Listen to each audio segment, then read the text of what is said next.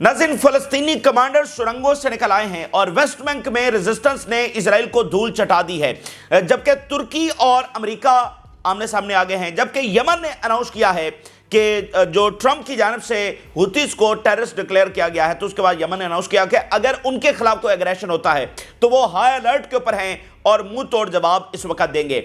जबकि लेबनान से इजरायली फौज का विड्रॉल होगा या नहीं होगा, इस हवाले से खबरें आ गई हैं। वाशिंगटन ने वहां से फैसला हो गया है कि इजरायली फौज को लेबनान में रखना है या नहीं रखना है। तो एक बहुत बड़ा क्राइसिस फाइनल ये 24 घंटे हैं, उस बारे में भी तफसीली हम बात करेंगे। इसके अलावा भी दीगर खबरें हमारे पास मौजूद हैं, आपके साथ शेयर करते हैं। आगाज नाज़रीन गजा से करते हैं। गजा से आने वाली जो तफसीली खबरें हैं वो हम पहले डिस्कस करते हैं।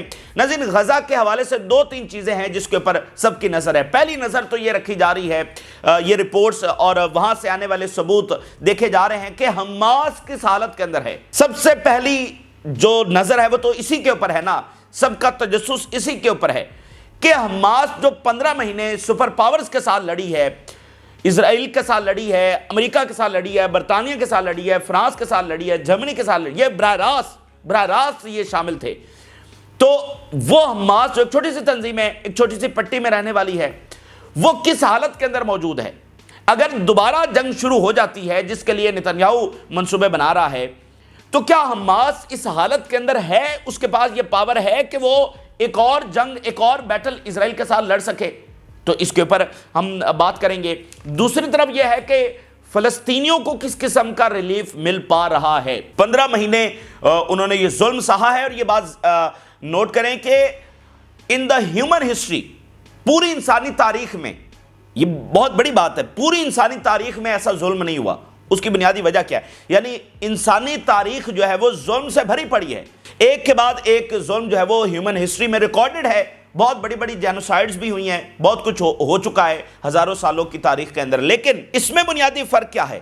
ये दुनिया की पहली लाइव जेनोसाइड है। अब मिसाल लीजिए, वर्ल्ड वॉर 2 में कहा जाता है कि जी हिटलर ने ऐसा किया या फलां ने ऐसा किया, तो उसकी रिपोर्ट्स कब सामने आई? जब वर्ल्ड वॉर खत्म हो गई थी। उसके बाद पता चला कि अच्छा, तो हिटलर तो ये करता रहा। यानी जो भी जिसने भी किया छुप कर किया, और यहां पर तो सारी दुनिया के सामने ये हुआ है। तो ऐसा जुल्म आज तक दुनिया की हिस्ट्री में जब रिकॉर्ड नहीं हुआ। तो लोगों को किस किस्म का जो रिलीफ है वो मिल पा रहा है। और अब जब गजा खुल रहा है तो कौन सा घिनौना सच भी वहां से सामने आ रहा है कि किस किस्म के जुल्म यहां पर ढाए गए हैं। आपको पता है कि इस जंग के अंदर सबसे ज्यादा बच्चों की शहादतें हुई हैं। यानी अगर हम पिछली सदी की जंगें निकालें तो ये वो जंग है जिसमें सबसे ज्यादा बच्चों की शहादत। Even Iraq war, Afghanistan war, Libya, शाम, इतने साल खाना जंगी चली है, उनमें इतने बच्चे शहीद नहीं हुए जितने इन 15 महीनों में एक छोटी सी पट्टी के अंदर जो है इतने। और इवन यूक्रेन वॉर के अंदर इतने बच्चे वहां पर निशाना नहीं बने जितने गजा में बने हैं।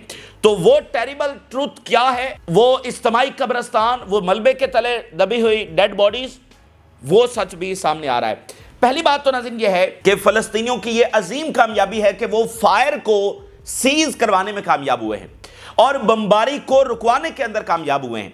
यानी उनके ऊपर ना रुकने वाली बमबारी जारी थी पिछले 15 महीनों से। तो अगर इस बात को हम फिलहाल साइड के ऊपर भी रख दें कि ये मुआहदा कितने दिन चलता है, इससे कतई नजर उनको जो एक लम्हा भी मुयस्सर आया है सुकून का, तो ये कितनी बड़ी अचीवमेंट है कि मुसलसल बम गिर रहे हैं, टैंक्स जो है वो गोले बरसा रहे हैं, डायरेक्ट गोलियां उनको मारी जा रही हैं। तो अगर एक लम्हा भी उनको मुयस्सर आ गया है, एक दिन भी अगर उनको मुयस्सर आ गया है कि जिसमें बमबारी नहीं हो रही, तो ये क्या उनके लिए बहुत बड़ी अचीवमेंट नहीं है? तो इजराइल तो एक लम्हा भी रुकने के लिए तैयार नहीं था। क्या इजराइल कोई फलस्तीनियों को एड देने में, खाना देने में या कोई रिलीफ देने में किसी तौर पर तैयार था? बिल्कुल नहीं था। तो फिर ये उनकी कामयाबी है कि उन्होंने ये दिन जो है वो अचीव किए हैं। देखते हैं कि ये कितने दिन चलता है, उसको फिलहाल अगर साइड के ऊपर भी रखें। बुनियादी बात ये पहली कामयाबी उनकी।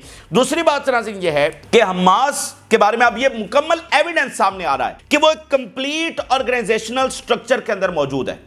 यानी वो ऐसी पावर के अंदर मौजूद है कि अगर इसराइल दोबारा भी जंग शुरू कर देता है तो हमास उनके साथ कई महीने, 1 साल, 2 साल मजीद लड़ने की सलाहियत रखती है। ये अब बाकायदा दुनिया के ऊपर इस्टेब्लिश हो चुका है। यानी इस्टेब्लिश एविडेंस जो हैं वो सामने आ चुके हैं।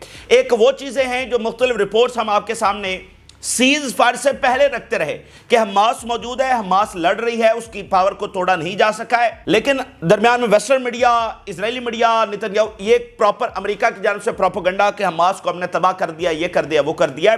لیکن اب ویسٹرن میڈیا ہی لکھنے پر مجبور ہے کہ حماس کو ہرایا نہیں جا سکا ہے, اور وہ ایک پراپر آرگنائزیشنل سٹرکچر کے اندر جو ہے وہ موجود ہے, پراپر ایک کوارڈینیشن کے اندر پیچھے ایک پراپر کمانڈ سینٹر موجود ہے. یعنی جیسے 7 اکتوبر سے پہلے کی حماس تھی, آج کی حماس بھی ویسی ہی ہے. بڑی خبریں ناظرین وہاں سے پہلی تو یہ سامنے آ رہی ہیں کہ جو حماس کے کمانڈرز ہیں اور فائٹرز جن کو اسرائیل نے ڈیڈ ڈکلیئر کر دیا تھا کہ ہم نے تو ان کو مار دیا ہے, وہ سرنگوں سے نکل کر سامنے آ رہے ہیں. یعنی حماس کے ٹاپ کمانڈرز, فائٹرز جن کو ڈیڈ ڈکلیئر کر دیا تھا اسرائیل نے, وہ سرنگوں سے نکل کر آ رہے ہیں. شدید ذلت اس وقت نتنیاہو کو, اسرائیل کو اور امریکہ کو اس وقت اٹھانا پڑ رہی ہے کہ یہ ساری جارحیت انہوں نے کی, لیکن اس کے باوجود اسرائیل نے گین کچھ بھی نہیں کیا. اور نتنیاہو کے خلاف اس وقت شدید غصہ ہے اسرائیل کے اندر, اور وہ غصہ اس لیے ہے کہ جب وہ یہ دیکھ رہے ہیں اور اسٹیبلش ہو رہا ہے کہ حماس تو اسی طرح موجود ہے, تو اسرائیلیوں میں غصہ یہ ہے کہ اس جنگ کے درمیان 30 اسرائیلی قیدی غزہ کے اندر مارے گئے ہیں. اسرائیلی بمباری کے نتیجے میں یا باقی انڈائریکٹ ریزنز کی وجہ سے, مثال کے طور پہ کھانا نہ ملنے کی وجہ سے یا میڈیسن, کوئی بھی انڈائریکٹ ریزنز, تو اس کی وجہ سے 30 قیدی جو ہے وہ مارے گئے. تو اسرائیلیوں میں غصہ یہ ہے نتنیاہو کے خلاف کہ 15 مہینے اس نے یہ سارا کچھ کیا. گلوبلی اسرائیل کی کہاں پر آج سٹینڈ کر رہا ہے, اکنومیکلی کہاں پر سٹینڈ کر رہا ہے, وہ ساری چیزیں بھی اپنی جگہ پر. 30 قیدی بھی مروا دیے اور حماس وہیں کے وہیں موجود ہے. تو آج سے اگر کئی مہینے پہلے یہ ڈیل قبول کر لیتا نتنیاہو تو وہ قیدی تو نہ مارے جاتے. یہ اسرائیل میں نتنیاہو کے خلاف غصہ ہے, یہ بات اسٹیبلش ہونے کے بعد کہ حماس اپنی جگہ پر موجود ہے.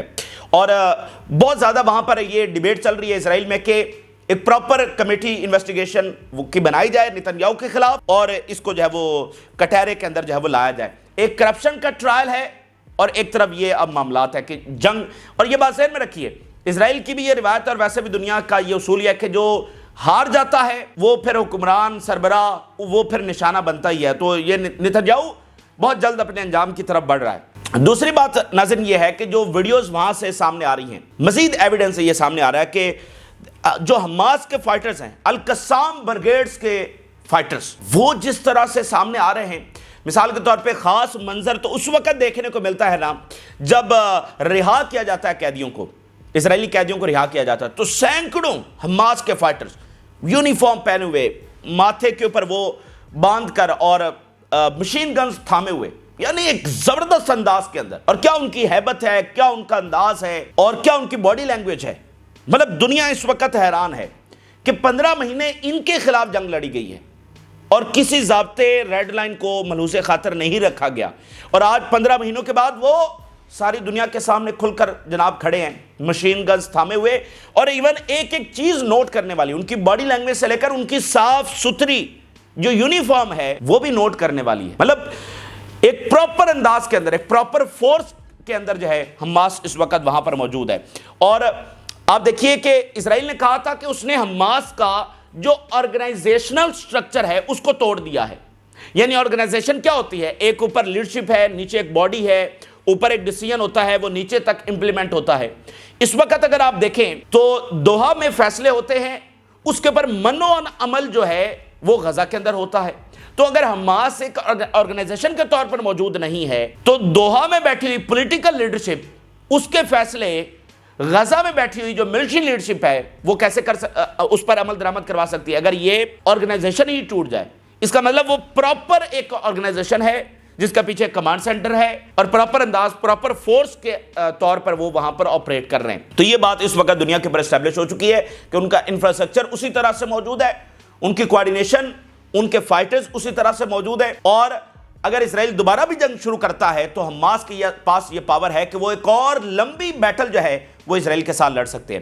آپ دیکھیے کہ یہ جو اسرائیلی قیدی ہیں, ان کو جس طرح سے انہوں نے بچا کے رکھا ہے, یہ بھی ناقابل بیان قصہ ہے کہ اسرائیلی قیدیوں کو محفوظ رکھنا ایک چھوٹے سے علاقے کے اندر جہاں پر امریکہ, برطانیہ, فرانس, جرمنی سب کی ٹیکنالوجیز استعمال ہوئیں ان کو جو ہے وہ ٹریک کرنے میں, لیکن وہ ناکام رہے. اچھا، پھر US کی جو تازہ ترین انٹیلیجنس سامنے آئی ہے اس کے مطابق حماس نے 15,000 مزید فائٹر جو ہے وہ بھرتی کر لیے. 15,000 حماس نے مزید فائٹر جو ہے وہ بھرتی کر لیے ہیں، اور جو پبلک سپورٹ ہے ان کے لیے اور بڑی ہے. اور گلوبل سپورٹ آپ دیکھیے حماس کے لیے آج کہاں پر ہے. 7 اکتوبر سے پہلے اور آج حماس کو کونے کونے میں ساری دنیا میں جانا جاتا ہے، اور اسلامک ورلڈ میں اور ویسٹرن ورلڈ میں ایون جو حماس کی سپورٹ ہے وہ کس لیول کا. 15,000 مزید فائٹرز، اور مطلب یہ انبلیویبل نمبرز ہیں. اس کی وجہ یہ ہے کہ حماس کا جو ریکروٹمنٹ پروسیس ہے وہ بہت سخت ہے. حماس ایک کلوزڈ آرگنائزیشن ہے اور بڑی سکروٹنی ہوتی ہے، بڑی آپ کہہ لیں کہ چیک کرنے کے بعد بندے کو بھرتی کیا جاتا ہے. ایسا نہیں ہے کہ اچھا وہ بھی آ جائے وہ بھی آ جائے، کیونکہ موساد اور CIA نے بڑی کوشش کی ہیں کہ وہ اپنے ایجنٹس فائٹرز کے طور پر حماس میں بھرتی کروا سکے. یہ انہوں نے بہت ساری کوشش کی ہیں موساد اور CIA دونوں نے، لیکن ان کی ایک بھی اٹیمپٹ کامیاب نہیں ہوئی ہے. ایک بھی اٹیمپٹ ان کی کامیاب نہیں ہوئی ہے. حالانکہ آپ دیکھیں کہ حزب اللہ میں وہ کامیاب ہوئے ہیں. حزب اللہ کی جو لیڈرشپ نشانہ بنی ہے وہ اسی طرح تو نشانہ بنی ہے کہ موساد کے جو ایجنٹس تھے وہ اندر گھس گئے تھے، لیکن حماس میں وہ نہیں گھس سکے ہیں. تو 15,000 بندے کی سکروٹنی کر کے پھر اس کو بھرتی کرنا، یہ بہت بڑے نمبرز ہیں. ایک تو ہوتا نا کہ بھئی اچھا بس ہتھیار دیتے چلے جاؤ سارے آگے، ایسا تو نہیں ہے. سکروٹنی کر کے تو 15,000 ہیوج نمبرز ہیں. آلریڈی تھاؤزنڈز آف حماس کے فائٹرز 15,000 مزید انہوں نے بھرتی کر لیے ہیں. اچھا، ایک اور امپورٹنٹ بات جو سامنے آئی کہ اسرائیل یہ چاہتا ہے، اور معاہدے کے درمیان اس نے یہ شرط رکھی تھی کہ جو غزہ کی کوریج ہے اس کو بہت لو رکھا جائے گا. یعنی غزہ میں زیادہ میڈیا کو نہیں جانے دیا جائے گا، غزہ کی زیادہ کوریج نہیں ہوگی، غزہ سے زیادہ ویڈیو سامنے نہیں لائی جائیں گی. اسرائیل کو یہ ڈر ہے. اب دیکھیے نا یہ کیسے ڈر رہا ہے، یہ ظالم ترین نتنیاہو اور اسرائیل اب کس طرح سے ڈر رہے ہیں. غزہ کی کوریج سے اب ان کو ڈر لگتا ہے کہ غزہ میں میڈیا جائے گا، CNN جائے گا، BBC جائے گا جو ان کے سپورٹر ہیں، تو ان کو کیا لکھنا پڑ جائے گا. باقی دنیا کا میڈیا جائے گا تو کیا سچ وہاں سے سامنے آئے گا کہ اسرائیل نے بچوں کے ساتھ کیا کیا، عورتوں کے ساتھ کیا کیا، ڈاکٹرز کے ساتھ کیا کیا، نرسز کے ساتھ کیا کیا، کس طرح کا ظلم انہوں نے ڈھایا، کہاں کہاں سے باڈیز نکل رہی ہیں، کیسے کیسے اجتماعی قبرستان ہے. تو اسرائیل اب اس بات سے ڈر رہا ہے، ایون امریکہ اس بات سے ڈر رہا ہے کہ اسرائیل جو آلریڈی اپنی سٹینڈنگ دنیا میں کھو رہا ہے، اس کے خلاف پبلک اوپینین امریکہ میں بدل چکی ہے، یورپ میں بدل چکی ہے. تو یہ گھناؤنا سچ جب مزید سامنے آئے گا، جب یہ والی ویڈیوز پوری دنیا کے میڈیا کے اوپر چلیں گی کہ غزہ میں اسرائیل نے یہ کیا ہے اور اس کے بعد پھر ہارا ہے، تو اسرائیل کی مزید سبکی جو ہے وہ ہوگی. تو اس لیے اسرائیل کوشش تو بہت کر رہا ہے کہ غزہ کا وہ سچ سامنے نہ آئے، لیکن وہ چیزیں تو بہرحال سامنے آ کر رہیں گی اور آ رہی ہیں. اگلی ایک خبر آپ کے ساتھ یہ شیئر کریں کہ ایک پرائیویٹ کانٹریکٹرز کی جو فرم ہے وہ پہنچ رہی ہے غزہ میں. اس کے بارے میں ہم نے پہلے ایک خبر چھوٹی سی شیئر کی تھی کہ اب اس میں مزید ڈیٹیل یہ سامنے آئی ہیں کہ اس میں کون سے لوگ شامل ہیں. یعنی US کانٹریکٹر ایک فرم ہے جو نیت زریم کوریڈور جو کہ سینٹرل غزہ کا علاقہ ہے وہاں پر وہ ڈپلائے ہوگی اور آبزرو کرے گی موومنٹس کو اور اس سیز فائر کو. US private contract. اب اس میں جو رپورٹ سامنے آئی ہے کہ اس میں کون سے لوگ شامل ہیں. جو فرم ہے وہ تو US کی ہے، لیکن لوگ کون سے شامل ہیں اس میں یہ پتا چلا ہے کہ اس میں ڈاکٹرز بھی شامل ہیں، اس میں میڈیا کے لوگ بھی شامل ہیں، اس میں عربز ورلڈ سے بھی آفیشل جو ہے وہ اس میں شامل ہیں. اور حماس نے اس کے اوپر اوکے کیا ہے. حماس نے کہا کہ بالکل ٹھیک ہے، یعنی ہمیں کوئی مسئلہ نہیں ہے. اور میڈیا کے لوگ بھی اس میں شامل ہیں. یعنی یہاں پر بھی اسرائیل ہی کی اس کے خلاف ہی بات گئی ہے. وہ جس سے روک رہا تھا وہاں پر اب ڈاکٹر جا رہے ہیں، میڈیا جا رہا ہے اور وہ آبزرو کریں گے وہاں پر جا کے. تو تمام چیزیں ان کے خلاف. ناظرین جو ویسٹ بینک سے خبر سامنے آ رہی ہے، لڑائی اسی طرح سے جاری ہے. اسرائیل مزید منصوبے بھی بنا رہا ہے اور جینن کے اندر اس وقت سب سے بڑی فائٹ دیکھی جا رہی ہے.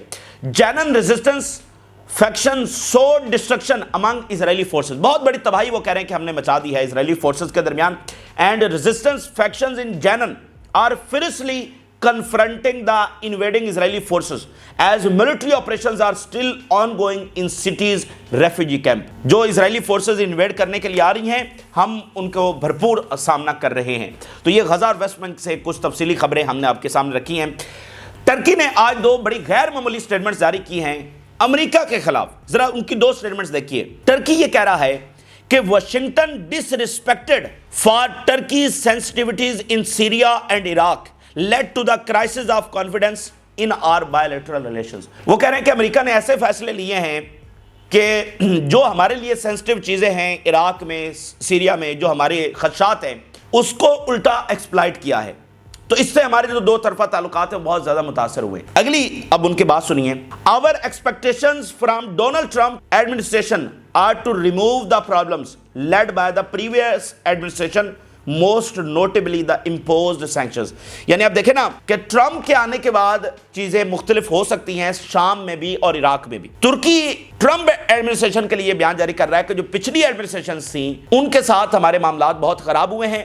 ترکی اور امریکہ کے تعلقات اس سے متاثر ہوئے ہیں اور شام میں اور عراق میں جو ہمارے خدشات ہیں ان کو جو ہے وہ نشانہ بنا. آپ دیکھیں نا کہ ایس ڈی ایف والا معاملہ اپنی جگہ, یہ بڑی امپورٹنٹ بات ہے کہ ایس ڈی ایف کا معاملہ اپنی جگہ پر موجود ہے.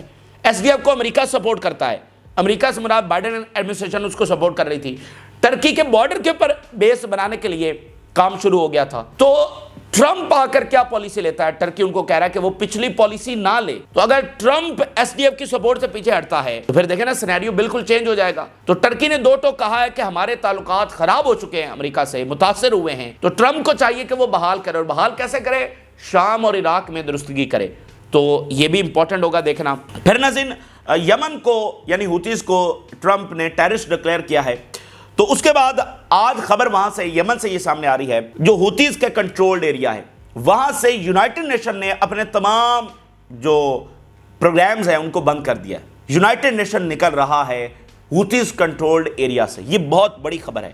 ہوتیز کنٹرولڈ ایریا سے یونائٹڈ نیشن یعنی ان کے جو پروجیکٹس چل رہے تھے وہ ریلیف کے سارے پروجیکٹس تھے, یعنی یونیسیف تھا جو بچوں کے لیے اور خوراک اور ایڈ, مطلب یہ ساری چیزیں وہاں پر ان کے پروگرام چل رہے تھے. ٹیررسٹ ڈکلیئر کرنے کے بعد یونائٹڈ نیشن وہاں سے اب نکل رہا ہے. اب دیکھیں نا یہ سزا دی جا رہی ہے یمن کو جو وہ غزہ کے ساتھ کھڑے ہوئے ہیں. ادھر غصہ یہ ہے کہ بھائی جب سعودی عربیہ, جب باقی بڑے بڑے ممالک, جب ایجپٹ, جب جارڈن وہ اسرائیل کے ساتھ کھڑے رہے تو یہ ہوتیز کون تھے؟ تو ان کو اب سزا دینے کی کوشش کی جا رہی ہے کہ وہ جو ایڈ پروگرامز چل رہے تھے اب یونائٹڈ نیشن جو ہے وہ وہاں سے وڈرا کر رہا ہے, وہاں سے نکل رہا ہے. تو اس کے بعد یمن نے سٹیٹمنٹ جاری کی ہے کہ اگر امریکہ نے کوئی اٹیک کیا, کوئی اگریشن کیا تو ہم اس کے لیے پوری طرح سے تیار ہیں اور غزہ کی سپورٹ سے ہم کسی طور پر پیچھے نہیں ہٹیں گے.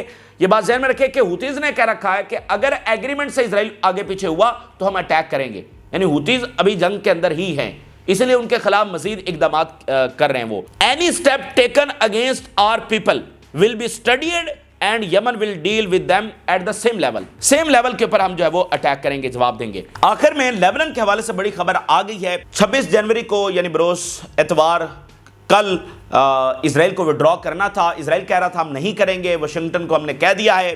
تو انتظار کیا جا رہا تھا واشنگٹن کا. حزب اللہ کہہ رہی تھی کہ ہم پھر ایکشن لیں گے. تو واشنگٹن سے انتظار تھا کہ وہ کیا فیصلہ, کیونکہ ٹرمپ انتظامیہ آ چکی ہے نا, تو ٹرمپ انتظامیہ کیا فیصلہ کرے گی. تو ٹرمپ انتظامیہ نے کہا ہے کہ اسرائیل کو لیبنان کے اندر رہنے دیا جائے. جی ہاں, 3 ہیڈ لائنز دیکھیے. US calls for extension of Israeli withdrawal deadline from Lebanon. All parties share the goal of ensuring, یہ لائن امپورٹنٹ ہے, Hezbollah does not have the ability to threaten the Lebanese people or their neighbors. To achieve these goals, a short temporary ceasefire extension is urgently needed. اندازہ کریں گے Lebanon کے لوگوں کو خطرہ ہے حزب اللہ سے, اس لیے ہمیں تمام وہ اقدامات اٹھانے پڑیں گے کہ حزب اللہ دوبارہ لیبنان کے لوگوں, اسرائیل کے نہیں, لیبنان کے لوگوں کے لیے خطرہ نہ ہو اور نیبرز کے لیے خطرہ نہ ہو.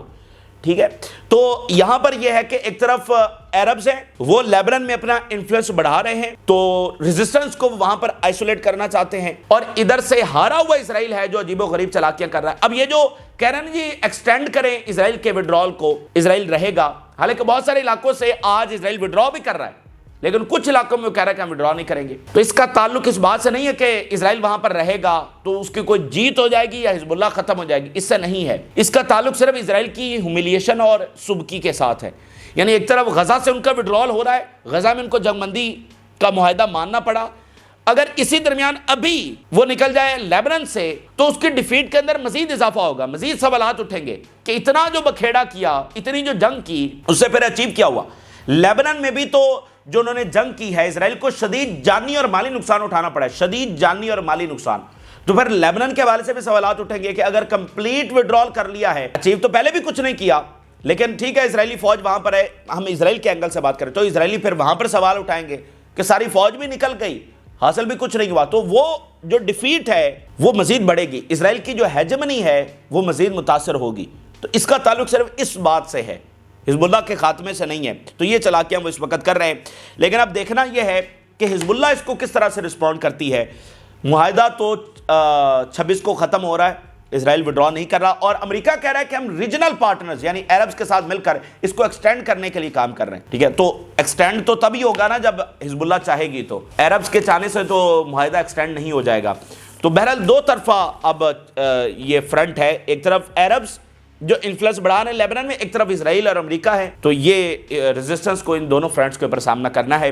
یہ اس وقت کی تازہ ترین تفصیلات ہیں جو آپ کے ساتھ شیئر کی. آپ نے رائے ضرور آگاہ کریں. جن لوگوں نے چینل کو سبسکرائب نہیں کیا ان سے ریکویسٹ کریں گے کہ چینل کو ضرور سبسکرائب کر لیں تاکہ ہر آنے والی ویڈیو آپ تک پہنچ سکے. اللہ حافظ.